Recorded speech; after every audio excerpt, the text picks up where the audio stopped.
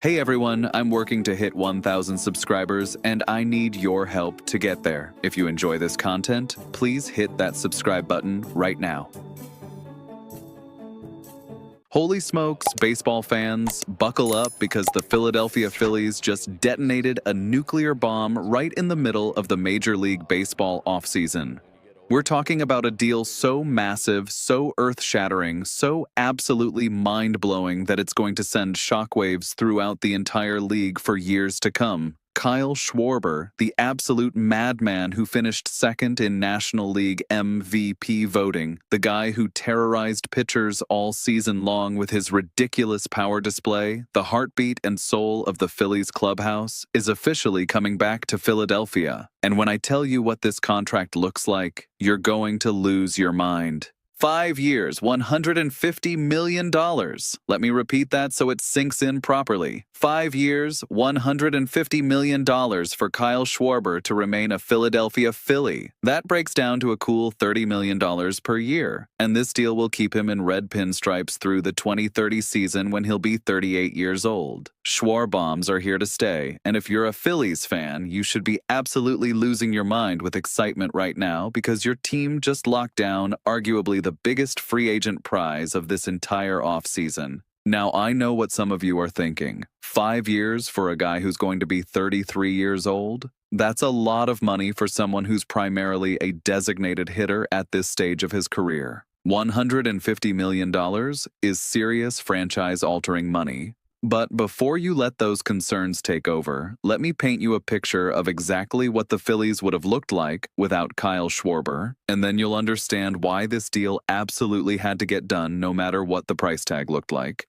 Imagine for a second that your favorite baseball team has a player who goes out and absolutely demolishes baseballs all season long. This guy hits 56 home runs, drives in 132 runs, and sets a Major League Baseball record for most home runs by a left-handed hitter against left-handed pitching in a single season. He leads the entire National League in home runs. He finishes second in MVP voting, losing only to Shohei Ohtani, who's doing things we've literally never seen before in baseball history. This player is beloved in the clubhouse, considered the perfect teammate by everyone who's ever played with him, and is universally regarded as the heartbeat of your entire organization. Now imagine that player ending up in a different uniform, playing for a different team, because your front office decided the price was too high. It's absolutely unthinkable. You would riot in the streets. You would burn down the front office. You would demand everyone get fired immediately. That's exactly the scenario the Phillies just avoided by getting this deal done. Dave Dombrowski and the Phillies front office weren't about to let Kyle Schwarber walk away and sign with the New York Mets, the Cincinnati Reds, the Pittsburgh Pirates, the Boston Red Sox, or any of the other teams that were circling him like sharks sensing blood in the water. The cost of losing a player like Schwarber after the season he just had would have been catastrophic, not just from a production standpoint, but from a team chemistry and clubhouse culture perspective that you simply cannot quantify on a spreadsheet. Let's talk about what Kyle Schwarber means to this Philadelphia Phillies organization beyond just the numbers. Because while the 56 homers and 132 RBIs are absolutely spectacular, they don't tell the complete story. When you walk into the Phillies clubhouse and ask guys like Bryce Harper, Trea Turner, Zach Wheeler, or any other player on that roster who they take their cues from, who sets the tone every single day, who leads by example both on and off the field, they're going to point directly at Kyle Schwarber. He might not be the most talented player on the roster in terms of pure ability. Harper has 2 MVP awards. Turner led the National League in batting average last year. Wheeler and Christopher Sanchez have been in Cy Young conversations. But Schwarber is different. He's the glue that holds everything together. He's the emotional leader, the guy who keeps everyone loose when things get tight, the veteran presence who knows exactly what to say and when to say it. People who've played with Kyle Schwarber throughout his career, from his days with the Cubs breaking the curse in Chicago to his time in Boston and Washington and now Philadelphia, they all say the same thing. perfect teammate. That phrase gets thrown around constantly when describing Schwarber, and there's a reason for that. The guy is just wired differently when it comes to being a professional and understanding what it takes to win at the highest level. When you have that kind of player, that kind of person anchoring your clubhouse, you simply cannot let him walk away.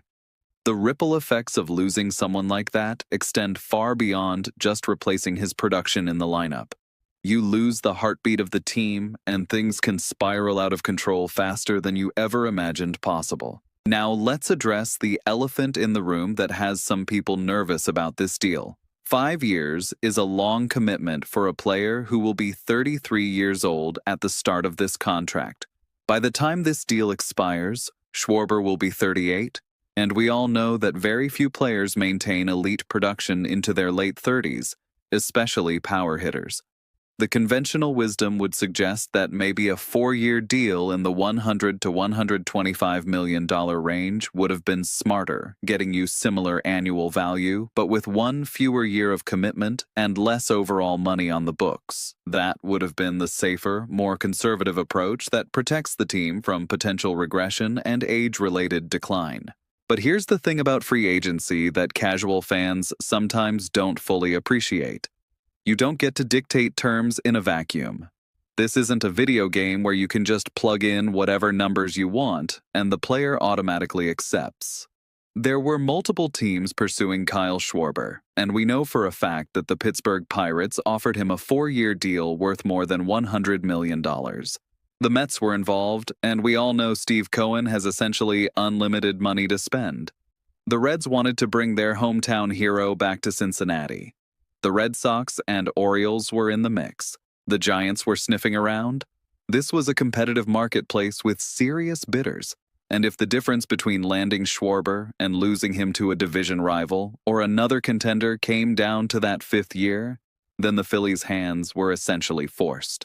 Would you rather have Kyle Schwarber for 5 years with potential decline at the tail end, or would you rather watch him mash 40 homers a year for the New York Mets while the Phillies scramble to replace his production and leadership? When you frame it that way, the decision becomes crystal clear. You pay the man whatever it takes to keep him in Philadelphia, and you worry about 2029 and 2030 when you get there. The championship window is open right now, and you cannot let it close because you're worried about what might happen 4 or 5 years down the line. Here's another critical factor that people need to understand about this contract. Kyle Schwarber still has one of the quickest bats in all of baseball. Bat speed is one of the most important indicators of a hitter's ability to catch up to elite velocity, and Schwarber's bat speed metrics remain elite even as he enters his mid-30s. That's not something that typically falls off a cliff overnight. Power hitters with quick bats can maintain their effectiveness much longer than people expect, and Schwarber's approach at the plate is so refined and so disciplined that even if he loses a step or two physically, he's got the baseball IQ and the plate discipline to adjust and remain productive. Let's also talk about the practical implications of this deal from a roster construction standpoint. The Phillies needed to get this done first before they could address any of their other needs. Schwarber was the cornerstone, the foundation that everything else would be built around. Until they knew what his salary would look like and how much financial flexibility they had remaining, they couldn't aggressively pursue other free agents or engage seriously in trade discussions. Now that this deal is complete, now that they've committed $30 million per year to Schwarber through 2030, Dave Dombrowski and the front office can shift their attention to all the other areas that need addressing. The outfield situation needs to be resolved. Do they bring back Brandon Marsh? Do they look to upgrade? What about Bryson Stott's role going forward? The bullpen was a disaster for most of 2025 until they acquired Juan Duran at the trade deadline. So do they need to add another high-leverage arm? JT Realmuto is still a free agent, and while he's not getting any younger, he remains one of the better catchers in baseball. Do they bring him back on a shorter-term deal? What about starting pitching depth? Are they going to dip into the Japanese market and pursue someone like Roki Sasaki or another international arm? All of these questions can now be answered because the Schwarber situation is resolved. It's like finishing a huge project that's been hanging over your head for months. Suddenly, you have all this mental bandwidth and actual resources available to tackle everything else that needs attention. The Phillies front office has been laser-focused on Schwarber for what feels like an entire year, going back to when they tried to get an extension done during spring training before the 2025 season. They couldn't reach an agreement then, and Schwarber went out and had a career year that drove his price through the roof. It was a classic case of a player betting on himself and winning big, and while it cost the Phillies more money than if they'd extended him earlier, at least they eventually got the deal done. Now let's talk about the immediate ripple effects this signing creates throughout the league. Multiple reports heading into the winter meetings indicated that Kyle Schwarber's decision would be the first domino to fall, and once he signed, it would trigger a cascade of moves across baseball. Teams that were waiting to see where Schwarber landed can now pivot to their backup plans. The Mets just lost out on Schwarber and then immediately lost their closer Edwin Diaz to the Dodgers in the span of about an hour, so they're suddenly scrambling to fill multiple holes. That's the kind of chaos one signing can create, and the Phillies just position themselves perfectly by securing their guy before the real feeding frenzy begins. Other big-name free agents like Anthony Santander, Teoscar Hernandez, and various relief pitchers will now see their markets heat up as teams that missed on Schwarber look for alternatives. Trade discussions involving players like Kyle Tucker and other controllable stars will intensify. The entire landscape of the offseason just shifted because the Phillies made their move and took the best available bat off the board. That's how you operate from a position of strength. You identify your top priority, you do whatever it takes to secure that player, and then you move on to the next order of business while your competitors are still figuring out their plan B. Speaking of the next order of business, the Phillies have some serious decisions to make about their bullpen. If you watch this team in 2025, you know the bullpen was an absolute nightmare for long stretches. Guys pitching in situations they had no business being in, roles constantly changing, no real identity or consistency. It was painful to watch. Things improved dramatically after the Duran trade, but there's still work to be done. They need another dependable right-handed arm to complement Duran and Orion Kerkering, who, despite making that devastating mistake against the Dodgers in the playoffs, remains a talented young pitcher with elite stuff. Here's where things get really interesting. Seranthony Dominguez, the former Phillies reliever, who was once viewed as the team's closer of the future, is now a free agent after spending time with the Orioles and then the Blue Jays. With Toronto down the stretch and through the playoffs, Dominguez was absolutely dominant. He posted a 3.0 ERA with 25 strikeouts in 21 innings during the regular season after being traded from Baltimore. He allowed just one home run in that entire stretch. Then, in the playoffs, he was even better, going 2-0 with a 3.18 ERA and 10 strikeouts in 12 appearances during Toronto's run to the World Series. Dominguez is still only 31 years old, and he's still pumping mid to upper 90s fastballs that can touch 100 miles per hour when he needs to reach back for a little extra.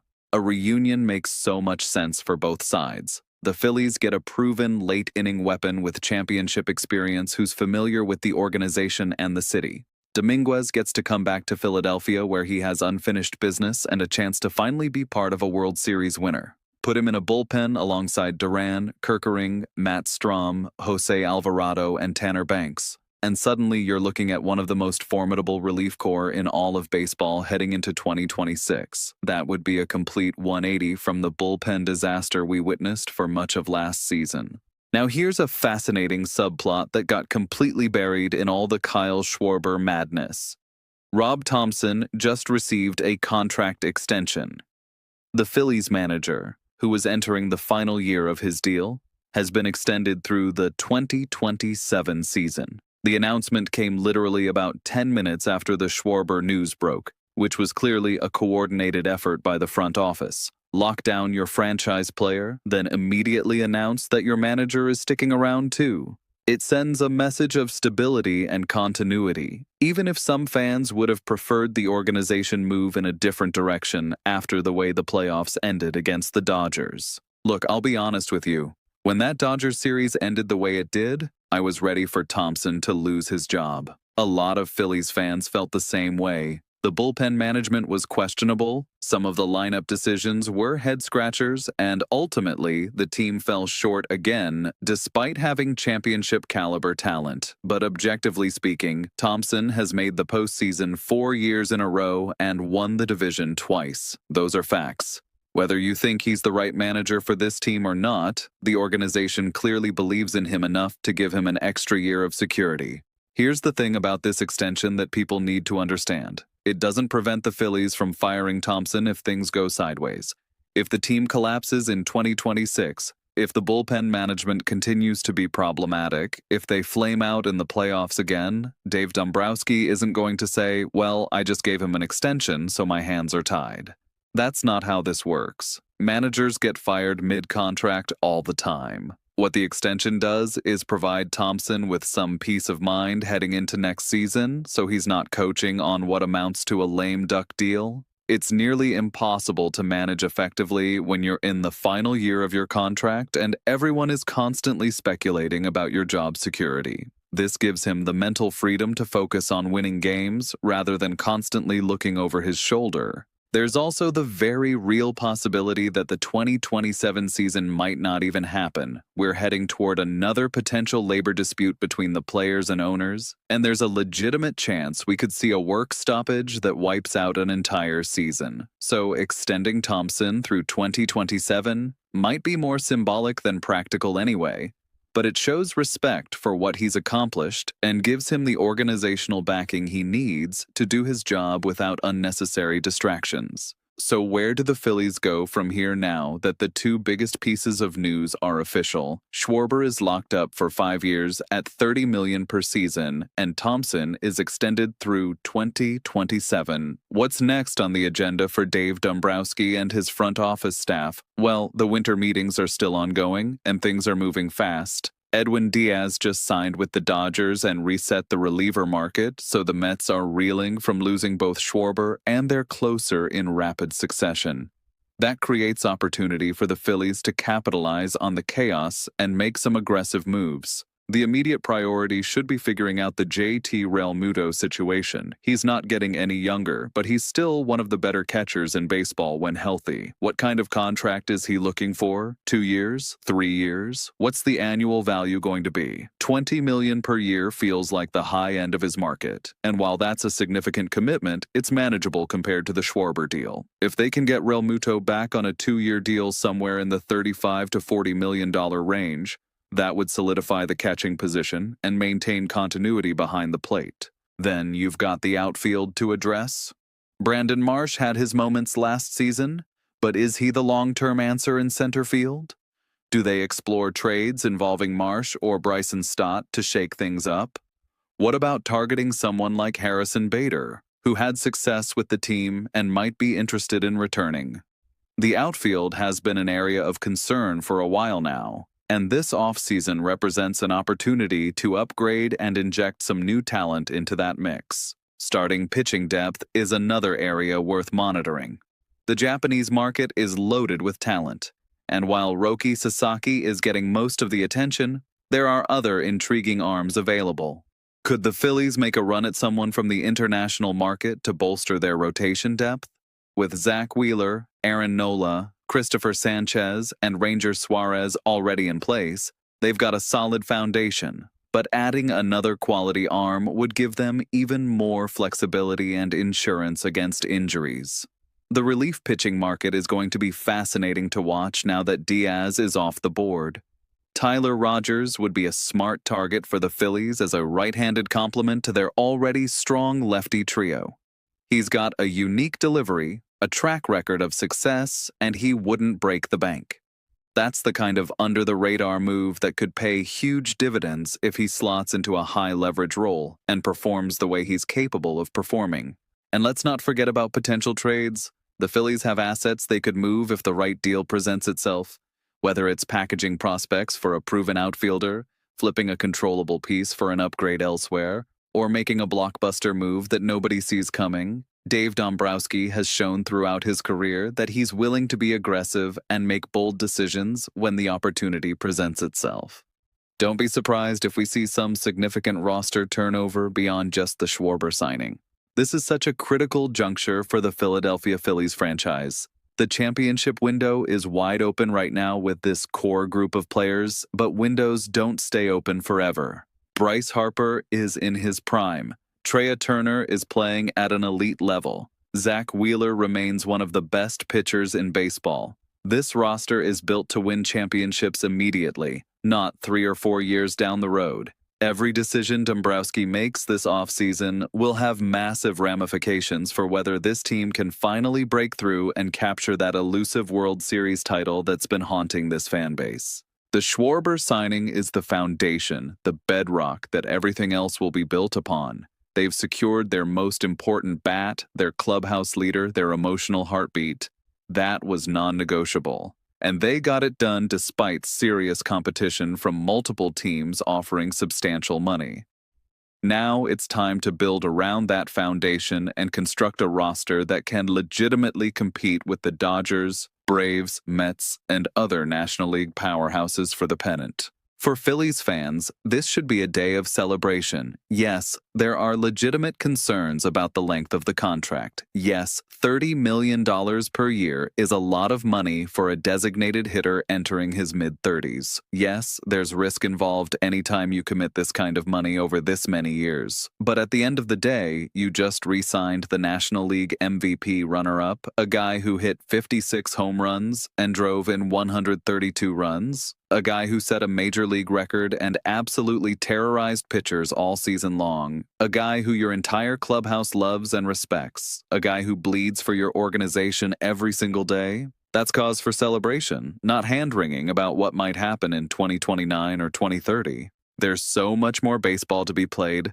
so many more moves to be made, so many more storylines to unfold before spring training even begins. The winter meetings are just getting started, and if today was any indication of what's to come, we're in for an absolutely wild ride. The Phillies have fired the first major shot of the offseason by securing Kyle Schwarber, and now it's time to see how the rest of the league responds and what other moves Philadelphia has up their sleeve.